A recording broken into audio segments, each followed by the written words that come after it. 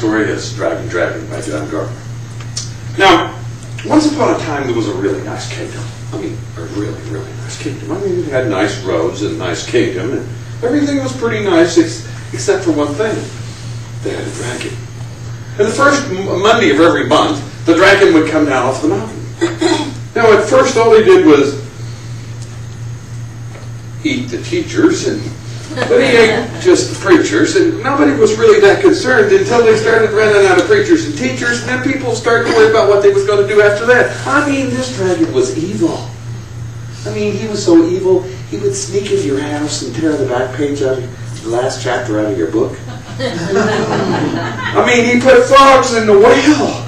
I mean, he changed the numbers on people's houses so when they came home, they was going to the neighbors. I mean, he was evil.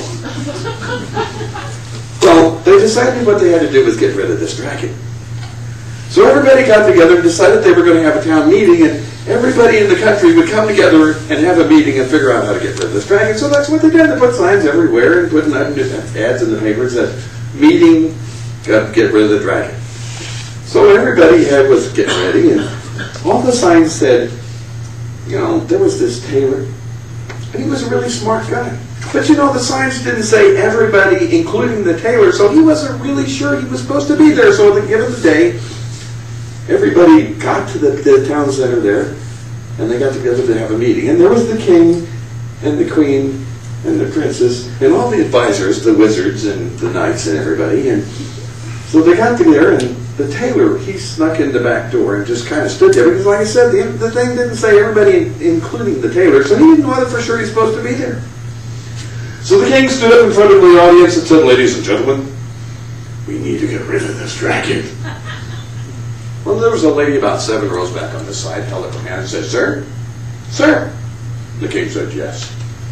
Well, it seems to me like the knights are supposed to get rid of the dragon. Well, the king stood there and he said, well, here's the problem. He says, you know, the knights, when the dragon comes to town, they hide underneath the bed. They're just absolutely scared of it. And you know, besides that, if they're afraid they're going to get eaten, you know, you just don't want to do that to at night. Well, about 8 or 9 rows on this side, the little feller held up his hands and he said, King, King. Yes? Well, isn't it supposed to be wizard will spell and get rid of the dragon? Well, the king stood there a minute and he said, well, we have a really nice wizard. I mean, but he's getting a little older. And his memory isn't just exactly right, and he's lost his magic book. And I mean, he's a nice guy, but he just... And about this time, the wizard stood up and said, I know what to do. Hocus pocus, sis boom bop. And the queen turned into a rose bush. Well, the king stood there and said, that's what our thing is. Well, the tailor was standing in the back of the room and says, King? Yes. You know, looks to me like, you know, getting rid of this dragon is all right, but what's in it for us? You know, just for us. Well, the king stood there a minute and says, Taylor, whoever kills the dragon gets to marry my daughter, the princess. The tailor stood there a minute and says, you know, I already have one wife. I'm not really excited about having 2.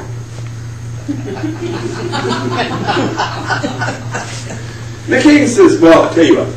Whoever kills the dragon gets half the kingdom, marries the princess, either just kill the dragon. Well, they argued about it for quite a little while. So everybody went on. Well, the tailor was a really smart guy, and everybody knew him. And he had 3 sons. Now, his sons got to thinking about this, and his oldest boy was Big Boy. I mean, he was strong. I mean, he's so strong, he could pick up a corner of a house.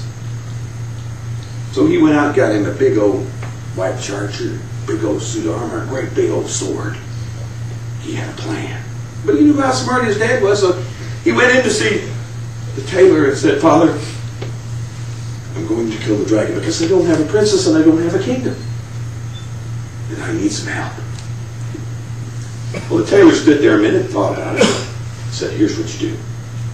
You look him straight in the eyes, and you stand up tall. And you say these words.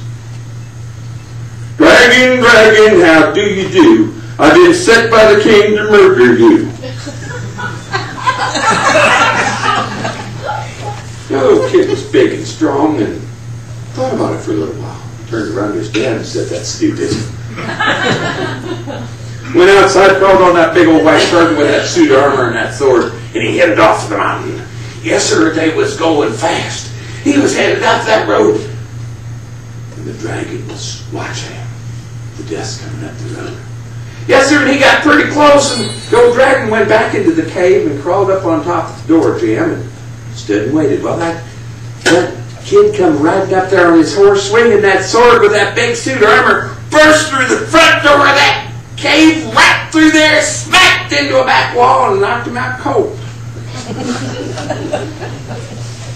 Dragon got down off the door jamb, walked over the old kid, kicked him up by the ear.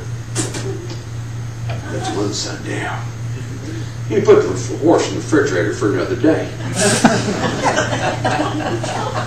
Well, now, the tailor had 3 sons, and the second one I'm here to take, he was smart. I mean, he was really, really, really smart. I mean, he was so smart, he spoke algebra. I mean, he was smart.